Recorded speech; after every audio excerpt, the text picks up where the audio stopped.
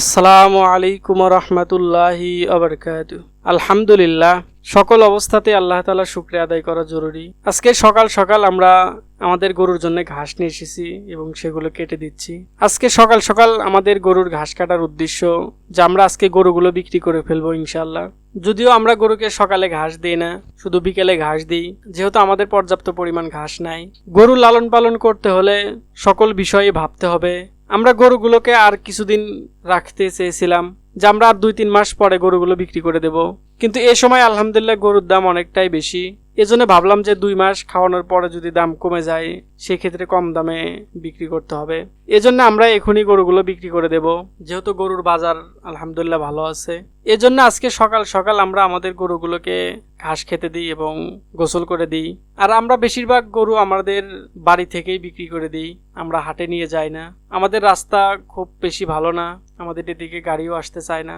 এজন্য আমরা বাড়িপুর থেকেই গরু বিক্রি করে দিই। আর যে ব্যাপারীগুলো গরুগুলো নেয় তারা অনেক দূর পর্যন্ত খেটে নিয়ে যায়, অথবা ছোট গাড়ি হলে বাড়ির পাশে চলে আসে।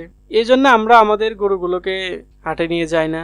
আজকে কিছু ব্যাপারী আসবে আমাদের গরুগুলো দেখার জন্য, যদি তাদের সাথে দামে পড়ে যায় তাহলে তারা গরুগুলো নিয়ে নেবে। এই গরুগুলো আমরা একদম ছোট ছোট কিনে নিয়ে এসেছিলাম, তো আলহামদুলিল্লাহ দীর্ঘ 3 থেকে 4 মাস লালন পালন করার পরে এখন মনে হচ্ছে যে গরুগুলো বিক্রি করে দেওয়াই ভালো। সেই সুবাদে আমরা আমাদের গরুগুলো বিক্রি করে দেব ইনশাল্লাহ। আর আমাদের এলাকায় বড় গরু লালন পালন করাও সমস্যা, বিশেষ করে আমার বাড়িতে আমি গরুগুলোকে পর্যাপ্ত সময় দিতে পারি না।